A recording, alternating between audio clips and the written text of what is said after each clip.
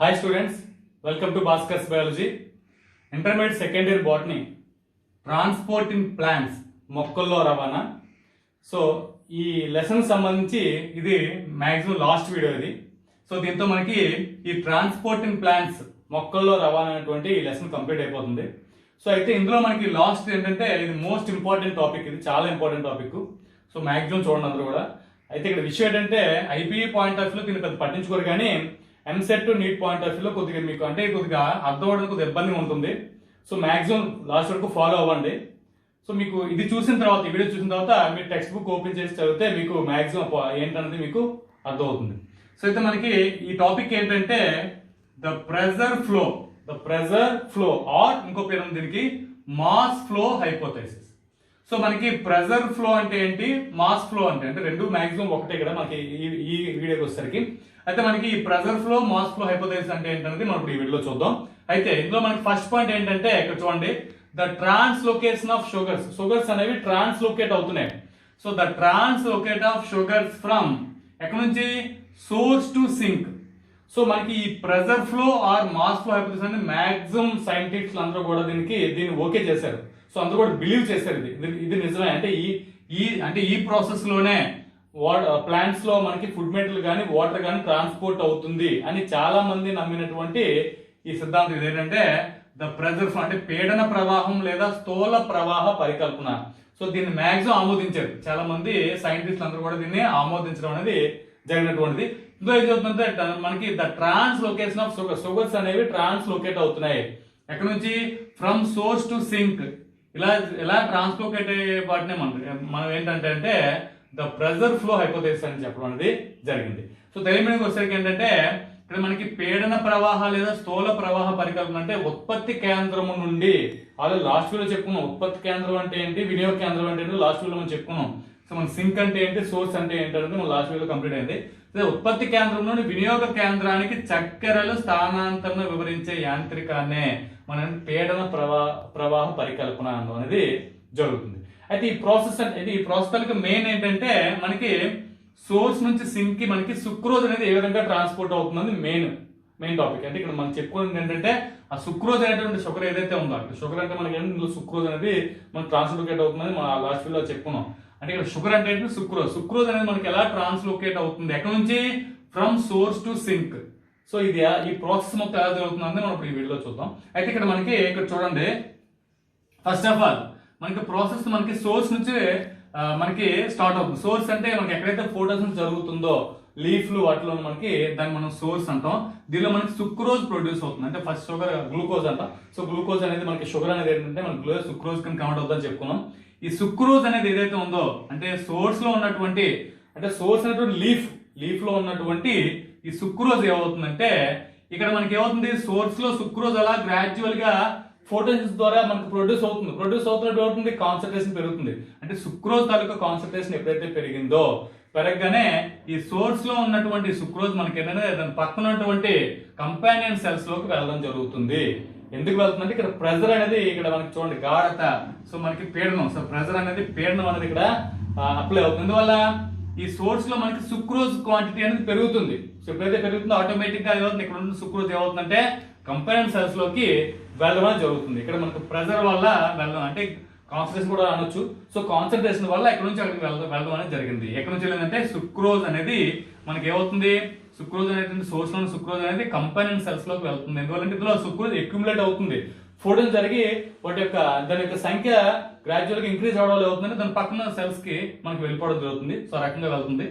ఇక్కడికి పక్కకు వెళ్ళినటువంటి ఈ సుక్రోజ్ మళ్ళా ఏమవుతుందంటే ఈ యాక్టివ్ ట్రాన్స్పోర్ట్ ద్వారా లివింగ్ ఫ్లోయం సీవ్ ట్యూబ్స్ లోకి వెళ్తుంది. సో ఫ్లోయంలో టైప్స్ ఉంటాయి, పోషకంజాలలో టైప్స్ ఉంటాయి ఫ్లోయంలో. ఆ టైప్ లో ఉన్నటువంటి సీవ్ ట్యూబ్స్ అనేది సపరేట్ అందులో ఉంటుంది. సో మనకి ఏమవుతుంది, ఈ లివింగ్ ఫ్లోయం సీవ్ ట్యూబ్స్ లో ఉన్నట్టు అంటే ట్యూబ్ సెల్స్ లోకి వెళ్ళడం అనేది జరుగుతుంది. ఇప్పుడు మీరు గుర్తుపెట్టుకోండి, సోర్స్ లో ఉన్నటువంటి సుక్రోజ్ అక్యుములేట్ అవ్వడం వల్ల దాని పక్కన కంపైన్ సెల్స్ లోకి వెళ్ళింది. అక్కడ నుంచి మళ్ళీ ఏమవుతుంది, లివింగ్ ఫ్లోయం సివ్ ట్యూబ్ సెల్స్ లోకి వెళ్ళడం అనేది జరుగుతుంది. సో ఇక్కడ మనకి వన్ బై వన్ గ్రాడ్యువల్ జరుగుతుంది. అందుకే నేను యారోస్ చూపించాను. సోర్స్ లో అంటే లీఫ్ లో ఉన్నటువంటి సుక్రోజ్ మనకి దాని పక్కన సెల్స్ లోకి వెళ్తుంది. అక్కడ నుంచి మళ్ళీ అవుతుంది లివింగ్ ఫ్లోయం సివ్ ట్యూబ్ సెల్స్ లోకి వెళ్ళడం అనేది జరుగుతుంది. ఎందుకంటే ఫ్లోయం లోకి వెళ్ళాలి. సో ఫ్లోయం లోనే మనకి ఏంటి, ఈ షుగర్స్ అన్ని కూడా మనకి ట్రాన్స్పోర్ట్ అవుతాయి కాబట్టి అందులోకి వెళ్ళాలి. కాబట్టి ఈ యాక్టివ్ ట్రాన్స్పోర్ట్ గుర్తుపెట్టండి, ఇక్కడ యాక్టివ్ ట్రాన్స్పోర్ట్ ద్వారా అందులో వెళ్ళడం జరిగింది. ఇక్కడ మనకి ఏంటంటే ప్రెజర్ అంటే మనకి ఈ కాన్సన్ట్రేషన్ గ్రాడియంట్ మీద ఇక్కడ వెళ్ళడం జరుగుతుంది. అంటే వీరి సుక్రోజ్ కాన్సన్ట్రేషన్ ఎప్పుడైతే పెరిగిందో కంపైన్ సెల్స్ లోకి వెళ్ళింది. అక్కడ నుంచి యాక్టివ్ ట్రాన్స్పోర్ట్ ద్వారా లివింగ్ ఫ్లోయం ట్యూబ్స్ లోకి వెళ్ళడం అనేది, ట్యూబ్ సెల్స్ లోకి వెళ్ళడం అనేది జరిగింది. తెలివికి వస్తే మనకంటే ఉత్పత్తి కేంద్ర పత్రాలు ఏవైతే ఉన్నాయో, ఉత్పత్తి కేంద్రాల పత్రాల్లో మనకి సుక్రోజ్ అనేది ప్రొడ్యూస్ అవుతుంది కిరణజన్య సంయోగక్రియ ఫలితంగా. ఈ సుక్రోజ్ మనకి ఏమవుతుందంటే దీని యొక్క సంఖ్య, సుక్రోజ్ ఎక్కువ ఉత్పత్తి అవ్వడం వల్ల ఏమవుతుందంటే ఇవి పక్కన ఉన్నటువంటి సహాయ కణాల్లోకి వెళ్తుంది. సహకణాలు ఏవైతే ఉన్నాయో సహకణాల్లోకి వెళ్ళడం జరుగుతుంది. ఈ సహకణాల్లో ఉన్నటువంటి సుక్రోజ్ మళ్ళీ ఏమవుతుందంటే సజీవ చాల్నీ నాళాలు, మనకి పోషక కణజాలలో ఇది ఒక రకం, చాల్నీ నాళాలలో ఉన్న కణాల్లోకి వెళ్ళడం జరుగుతుంది. ఎలా వెళ్తుందంటే సక్రియ రవాణా ద్వారా, నిష్క్రియ కాదు. ఇక్కడ మనకి సక్రియ నిష్క్రియ రవాణా అంటే ఆల్రెడీ మనం చెప్పుకున్నాం, మీకు అంత అవగాహన ఉంది. సో ఈ సక్రియ రవాణా ద్వారా సజీవ చాల్నీ నాళాల్లోకి వెళ్ళడం అనేది జరిగింది. ఇక్కడ మనకి ఫస్ట్ పాయింట్ మీకు అర్థమవుతుంది అనుకున్నాను. సో అయితే మనకి ఇక్కడ ఎక్కడ ఉందంటే, ఇప్పుడు మన సుక్రోజ్ ఎక్కడ ఉందంటే మనకి ఫ్లోయం సివ్ ట్యూబ్ సెల్స్ లో ఉంది. సో ఈ ఫ్లోయం లో మనకి ఏంటంటే హైపర్ టానిక్ కండిషన్ అయిపోతుంది. ఎందువల్ల ఇందులో ఉన్నటువంటి సుక్రోజ్ అంతా కూడా దానిలోకి వెళ్ళిపోతుంది. ఫ్లోయం లోకి వెళ్ళిపోవడం వల్ల ఏమవుతుంది, ఫ్లోయం లో మనకి సుక్రోజ్ తాలూకా కాన్సన్ట్రేషన్ పెరిగిపోవడం వల్ల ఏమవుతుందంటే హైపర్ టానిక్ కండిషన్ కింద ఫామ్ అవుతుంది ఫ్లోయం. సో ఫ్లోయం ఎప్పుడైతే హైపర్ టానిక్ కండిషన్ కింద ఫామ్ అయిందో అందులో ఉన్నటువంటి వాటర్ అంతా కూడా water in the adjacent xylem, so దాని పక్కన ఉన్నటువంటి జైలంలో అంటే ఇక్కడ మనకి ఎప్పుడైతే ఫ్లోయంలో మనకి హైపర్ టానిక్ కండిషన్ అయిపోతుందో వాటర్ అంతా కూడా మనకి ఏమవుతుందంటే దాని పక్కన, అంటే ఫ్లోయం పక్కన ఉన్నటువంటి సెల్స్, జైలం సెల్స్ ఏవైతే ఉన్నాయో, సో జైలం ఏదైతుందో జైలంలోంచి ఈ వాటర్ అంతా కూడా మళ్ళీ మనకి ఏంటంటే ఫ్లోయంలోకి వెళ్ళిపోతుంది. దీన్ని మనకి ఎలా జరుగుతుందంటే ఆస్మాసిస్ ద్వారా జరుగుతుంది. గుర్తుపెట్టుకోండి, అంటే ఫ్లోయంలో హైపర్ టానిక్ కండిషన్ ఎప్పుడైతే ఏర్పడిందో, ఫ్లోయంలో హైపర్ టానిక్ కండిషన్ ఏర్పడడం వల్ల దాని పక్కనే ఉన్నటువంటి, సో ఇక్కడ మనకి ఫ్లోయం ఉంది, సో దీనిలో మనకి హైపర్ టోనిక్ కండిషన్ ఎప్పుడైతే దాని పక్కన ఉన్న జైలం ఏవైతే ఉందో, జైలం ఏదో, సో జైలంలో ఉన్న వాటర్ అంతా కూడా మళ్ళీ మనకి ఫ్లోయంలోకి రావడం జరుగుతుంది. ఎలా అంటే ఆస్మాసిస్ వల్ల. ఆస్మాసిస్ అనేది ఏంటంటే ఆస్మాసిస్ వల్ల మనకి ఏమవుతుంది, లోవర్ నుంచి హైయర్కి రావడం జరుగుతుంది. సో ఆ రకంగా మనకి అంటే వాటర్ అంతా కూడా వల్ల ఏమవుతుంది, ఇక్కడ మనకి గుర్తుపెట్టుకోండి ఏమేమి వచ్చినాయి అంటే ఇక్కడ ఫస్ట్ సుక్రోజ్ అక్యుములేట్ అయింది ఫ్లోయంలోకి, సుక్రోజ్ వచ్చింది. అట్ దట్ సేమ్ టైం ఇంకేమవుతుంది, జైలంలో ఉన్న వాటర్ కూడా ఇందులోకి వచ్చేస్తుంది. అంటే వాటర్ ప్లస్ సుక్రోజ్ రెండు కూడా మిక్స్ అయిపోయి ఉన్నాయి ఇక్కడ. గుర్తుపెట్టుకోండి, మీరు ఆ పాయింట్ గుర్తుపెట్టుకోండి. సో మనకి జైలం, మనకి ఇక్కడ ఎక్కడైతే మనకి ఏవైతే సుక్రోజ్ ఉందో, సుక్రోజ్ ఎలా వచ్చింది ఫ్లోయంలోకి, యాక్టివ్ ట్రాన్స్పోర్ట్ ద్వారా రావడం జరిగింది. అదే విధంగా వాటర్ ఎలా వచ్చిందంటే ఆస్మాసిస్ ద్వారా వచ్చింది ఫ్లోయంలోకి. సో మనకి ఫ్లోయంలోకి వాటర్ ఎక్కడి నుంచి వచ్చిందంటే జైలం నుంచి వచ్చింది. అలాగే మనకి ఫ్లోయంలోకి సుక్రోజ్ ఎక్కడ వచ్చిందంటే సోర్స్ అండ్ కంపైన్ సెల్స్ నుంచి రావడం జరిగింది. అంటే ఇక్కడ మనకి వాటర్ ఉంది, at that same time sucrose రెండు కూడా మనకి ఇక్కడ ఫ్లోయంలో ఉన్నాయి. గుర్తుపెట్టుకోండి, అంటే ఇక్కడ మనకి పోషక కణజాలంలో అధిక కారక పరిస్థితులు ఏర్పడుతుంది. ఎందుకని సుక్రోజ్ వచ్చి అందులోకి వచ్చేస్తుంది. ఎప్పుడైతే సుక్రోజ్ మనకి పోషక కణజాలం లోపల ఈ సుక్రోజ్ అంతా కూడా రావడం అధిక కారక పరిస్థితులు ఏర్పడదు. దాని పక్కన ఉన్నటువంటి జైలం ఏదైతుందో, దారు ఏదైతే ఉందో, దారులో నీరంతా కూడా మనకి ఇందులోకి వచ్చేస్తుంది. దేని ద్వారా, ద్రవాభిసరణ ద్వారా. సో ద్రవాభిసరణ ద్వారా నీరు వచ్చేసింది. అలాగే మనకంటే సక్రియ రవాణా ద్వారా సుక్రోజ్ వచ్చింది పోషక కణజాలం. అంటే పోషక కణజాలం రెండు వచ్చినాయి, ఒకటి సుక్రోజ్ వచ్చింది, రెండోది ఏంటంటే వాటర్ వచ్చింది. వాటర్ ఎక్కడ నుంచి వచ్చింది, దారు నుంచి, దాని పక్కన దారు నుంచి రావడం అనేది జరిగింది. ఎలా వచ్చిందంటే ఏ ప్రక్రియ, ద్రవాభిసరణ ద్వారా పోషక కణజాలంలోకి రావడం అనేది జరిగింది. అంటే ఇక్కడ సుక్రోజ్ వచ్చింది, చక్కెర వచ్చింది, అదే విధంగా మనకంటే ఆహార పదార్థంతో పాటు నీరు కూడా మనకి పోషక కణజాలంలోకి రావడం అనేది జరిగింది. ఇక్కడ మనకి ఏమవుతుందంటే వచ్చిన తర్వాత ఇప్పుడు ఫ్లోయంలో మనకి ఫుడ్ మెటల్ అంతా కూడా ఉంది. ఇదంతా ఏమైంది, ఫ్లోయం శాప్ అనేది మనకి వస్తుంది. ఇప్పుడు ఫ్లోయం శాప్ ఎప్పుడు కూడా ఎటు వెళ్తుంది, ఇక్కడ మనకి ఫర్ ఎగ్జాంపుల్ ఇక్కడ మనకి ఫ్లోయం శాప్ అనేది ప్రొడ్యూస్ అయ్యి మేదకి వెళ్ళిపోతుంది. ఇది మేదగా కిందకి అనేది ఎలా డిసైడ్ అవుతుందంటే ఇక్కడ చూడండి, phloem sap moves to arise areas of lower pressure ఎక్కడైతే ఉందో అక్కడికి వెళ్ళిపోతుంటది. సో ఇక్కడ హైయర్ ప్రెజర్ లో ఉంది ప్రెసెంట్. సో ఇక్కడ మనకి ఫుడ్ అవసరం ఉంటుంది, ఇక్కడ ప్రెజర్ తక్కువ ఉంటుంది. అంటే ఇక్కడ విషయం ఏంటంటే మనకి చూడండి, లోవర్ ప్రెజర్కి వెళ్తుంది అంటే మనకి సింక్ లోకి వెళ్తుంది. సింక్ అంటే ఎక్కడైతే ఫుడ్ కావాలో అటువైపు వెళ్ళిపోతుంది. అంటే phloem sap moves the areas of lower pressure.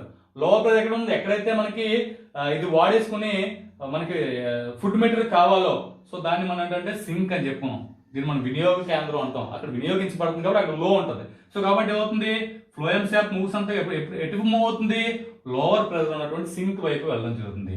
So దీన్ని మనకంటే ఆస్మాటిక్ ప్రెజర్ రెడ్యూస్ అవుతుంది. దీనివల్ల మనకి ఏమవుతుంది, మళ్ళీ ఆస్మాటిక్ ప్రెజర్ అనేది అందులో రెడ్యూస్ అయిపోవడం జరుగుతుంది, ఎందుకంటే అటు వెళ్ళిపోతుంది కాబట్టి. సో ఇది గుర్తుపెట్టుకోండి మీరు. పోషక కణజాలంలో ద్రవం తక్కువ పీడనాలు ఉన్న ప్రాంతం వైపుకు, తక్కువ పీడనాలు ఉన్న ప్రాంతం అంటే వినియోగ కేంద్రం, ఎక్కడైతే వినియోగించుకుంటుందో అక్కడికి, అంటే ఇక్కడ ప్రెజర్ ఎక్కువ ఉంది, ఇక్కడ తక్కువ ఉంది, అంటే ఇక్కడ ఆల్రెడీ వినియోగించుకుంటుంది ఫుడ్ని, కాబట్టి ఇటు రావాలి. సో కాబట్టి పై అదే ఒకవేళ ఇటువైపు వినియోగించుకుంటే ఇటు వస్తుంది అన్నమాట. సో ఎక్కడైతే మనకి వినియోగ కేంద్రం ఉందో వినియోగ కేంద్రానికి చలిస్తూ ఉంటుంది. సో తర్వాత నెక్స్ట్ పాయింట్ వచ్చేసరికి అంటే sucrose out of the phloem sap into the cells which will use the sugar. ఎక్కడైతే షుగర్ యూజ్ చేసుకుంటుందో, ఎక్కడైతే షుగర్ యూజ్ అయిపోతుందో, షుగర్ ఏ విధంగా యూజ్ అయిపోతుంది అంటే ఇక్కడ చూడండి, షుగర్ ఏ విధంగా యూజ్ అవుతుంది, ఎనర్జీ కింద యూజ్ అవుతుంది, లేదా మనకి స్టార్చ్ లేదా సెల్యులోజ్ కింద కన్వర్ట్ అయిపోతుంది. అక్కడ యూజ్ అయిపోయింది, అక్కడ షుగర్ యూజ్ అయిపోయింది కాబట్టి ఏమవుతుంది, ఆటోమేటిక్ గా ఇక్కడ ఉన్న సుక్రోజ్ అంతా కూడా అందులోకి వెళ్ళిపోతుంది. ఎందుకంటే సుక్రోజ్ అవుట్ అయిపోతుంది ఎక్కడ నుంచి, ఫ్లోయమ్ శాప్ లోంచి. ఎక్కడికి, into the cells. A cells లోకి, షుగర్ ని ఏదైతే యూజ్ చేసుకుంటున్నాయో, ఏ సెల్స్ అయితే యూజ్ చేసుకుంటున్నాయో, షుగర్ ని సెల్స్ ఏ విధంగా యూజ్ చేసుకుంటాయంటే షుగర్ ఎనర్జీ కింద కన్వర్ట్ చేసుకోవచ్చు, స్టార్చ్ ఆర్ సెల్యులోజ్ కింద కన్వర్ట్ చేస్తే అక్కడ యూజ్ అయిపోయినట్టు. సో అప్పుడు ఏమవుతుంది, సుక్రోజ్ మళ్ళీ అక్కడికి వెళ్ళిపోవడం అనేది జరుగుతుంది. ఆ రకంగా మనకి ట్రాన్స్పోర్ట్ అనేది జరుగుతుంది. అంటే ఇక్కడ మనం చూడండి తెలియడం, పోషక కణజాలం సుక్రోజ్ వెలుపలికి రావడానికి, వెలుపలికి రావాలంటే ఏముంది, చక్కెరలు వినియోగించాలి. చక్కెరలు ఏ విధంగా వినియోగపడతాయి, చక్కెరలు శక్తిగా మారుతాయి, లేదా పిండి లేదా సెల్యులోజ్ గా మారుతాయి. ఇలా మారినప్పుడు అక్కడ ఏముంది, వాటి యొక్క సంఖ్య తగ్గుతుంది కాబట్టి ఆటోమేటిక్ అవుతుంది ఫ్లోయం లో ఉన్నటువంటి, అంటే పోషక కణజాలంలో ఉన్నటువంటి ఈ సుక్రోజ్ ఏదైతుందో అది అక్కడికి వెళ్ళిపోవడం జరుగుతుంది. సో ఆ రకంగా మనకి అంటే ఇది జరుగుతుంది. ఇక్కడ మనకి నెక్స్ట్ పాయింట్ చూస్తే మనకి osmotic pressure decreases. So osmotic pressure అనేది అక్కడ తగ్గిపోతుంది. అలా చెప్పుకున్నాం, ఆస్మాటిక్ ప్రెజర్ ఎప్పుడైతే తగ్గిపోయిందో water moves out of the phloem, phloem నుంచి వాటర్ కూడా వచ్చేస్తుంది. సో ఎప్పుడైతే మనకి సుక్రోజ్ వెళ్ళిపోయిందో సుక్రోజ్ తో పాటు మనకి ఏమవుతుందంటే ఆస్మాటిక్ ప్రెజర్ రిడ్యూస్ అవడం వల్ల వాటర్ కూడా మనకి బయటకు రావడం అనేది జరుగుతుంది. అంటే ఈ విధంగా చక్కెరలు తొలగించినప్పుడు ద్రవాభిసరణ తగ్గి నీరు కూడా పోషక కణజాలం నుంచి రావడం అనేది జరుగుతుంది. ఈ రకంగా మనకంటే ఈ రకంగా మనకి లాస్ అవుతుంది. అయితే నెక్స్ట్ పాయింట్ చూడండి, ఇక్కడ లాస్ ఆఫ్ సొల్యూట్ ప్రెజర్. ఈ విధంగా ప్రొడక్ట్స్ ఎప్పుడైతే మనకి సొల్యూట్ ప్రొడక్ట్స్ లాస్ అయిపోయిందో a high water potential in the phloem, phloem లో మనకి వాటర్ పొటెన్షియల్ మళ్ళీ పెరుగుతుంది. ఎందుకంటే దాని సొల్యూట్ అంతా పోయింది కాబట్టి వాటర్ పొటెన్షియల్ ఏమవుతుంది, ఇంక్రీజ్ అవుతుంది. ఎప్పుడైతే మనకి వాటర్ పొటెన్షియల్ పెరిగిందో so solute produces high water potential, అప్పుడు ఏమవుతుంది ద ఫ్లోయం, అప్పుడు ఏమవుతుంది వాటర్ ప్రెజర్ అవుట్, అప్పుడు ఏమవుతుంది మళ్ళీ వాటర్ అనేది జైలంలోకి రావడం అనేది జరుగుతుంది. సో జైలంలోకి వెళ్ళిపోవడం జరుగుతుంది. అంటే మనకి ఎక్కడ వచ్చి వచ్చిందో మళ్ళీ అవుతుంది రిటర్న్ గా మళ్ళీ జైలంలోంచి కదా వచ్చింది వాటర్, మళ్ళీ అవుతుంది జైలంలోకి వెళ్ళిపోవడం అనేది జరుగుతుంది. ఎక్కడి నుంచి వచ్చిందో అక్కడ మళ్ళీ వెళ్ళిపోయి సేమ్ ఇదే ప్రాసెస్ మళ్ళీ కంటిన్యూ అవడం అనేది జరుగుతుంది. అంటే పోషక కణజాలంలో నీటి శాఖం పెరుగుతుంది. ఎందువల్ల నీటి శాఖం ఎందుకు పెరిగింది, సో దానిలో ఉన్నటువంటి సొల్యూట్స్ ఏవైతే ద్రావతాన్ని వెళ్ళిపోయినాయి, సుక్రోజ్ ఇవన్నీ వెళ్ళిపోవడం వల్ల ఏమవుతుంది, నీటి శాఖం పెరిగి అక్కడ మనకి ఏంటంటే చక్కెరలు నీరు పోవడం వల్ల ఈ రెండు కూడా పోయినాయి కాబట్టి ఏమవుతుంది, నీటి శాఖం తగ్గుతుంది. సో నీటి శాఖం పెరుగుతుంది. నీటి శాఖం ఏ పెరుగుతుందో ఏమవుతుంది, ఫలితంగా నీరు బహిస్రావణం చెంది దారులోకి వెళ్ళిపోతుంది. వల్ల సో పోషకంజాలలోంచి అంటే దారులోంచి పోషకంజాలు వచ్చి రావడం జరిగింది, మళ్ళీ దారులోంచి మళ్ళీ పోషకంజాలు ఏమవుతుంది, దారులోకి వెళ్ళిపోవడం జరుగుతుంది. ఆ విధంగా మనకి నీరు బహిస్రావణం చెంది దారులోకి వెళ్ళడం అనేది జరుగుతుంది. సో ఇది మనకి జరిగేటువంటి ప్రాసెస్.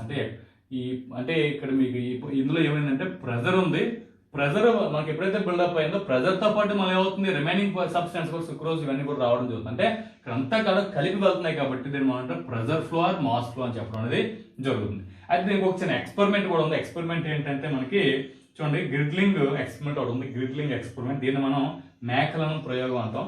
ఈ మేకలను ప్రయోగం అంటే మనకి ఏమవుతుందంటే ఫర్ ఎగ్జాంపుల్ ఇక్కడ చూడండి దీనిలో మనకి ఒక ట్రీ తీసుకుంటాం, ట్రీలో మనకి ట్రంక్ తీసుకుంటే, సో ట్రీ తాలూకా ట్రంక్ తీసుకొని ఇక్కడ ఒక రింగ్ లాగా ఫామ్ చేసి రింగ్ లో అనేది బార్క్ రిమూవ్ చేస్తాం. రింగ్ లో మనకి బార్క్ చుట్టూ ఉన్న అంటే బార్క్ మనం రిమూవ్ చేసేస్తాం. సో రిమూవ్ చేసినప్పుడు ఏమవుతుందంటే ఈ విధంగా ఫామ్ అవుతుంది. ఈ విధంగా ఇదంతా కూడా ట్రీలో ఇక్కడ మనం ఏం చేస్తాం, ఒక రింగ్ లా చుట్టూ మొత్తం ఏదైతే ఉందో దాని చుట్టూ ఒక రింగ్ లాగా రిమూవ్ చేయడం, దీన్ని మనం గ్రిడ్లింగ్ అంటాం. సో ట్రీ ట్రంక్ లో ఏమవుతుంది, రిమూవ్డ్ బార్క్ రింగ్ లో బార్క్ రిమూవ్ చేస్తాం. రిమూవ్ చేసిన తర్వాత అబ్జర్వ్ అంటే మనకి ఒక ఫ్యూ వీక్స్ కొన్ని వారాల తర్వాత దాన్ని అబ్జర్వ్ చేస్తే above the ring on the stem becomes swallowing after few weeks.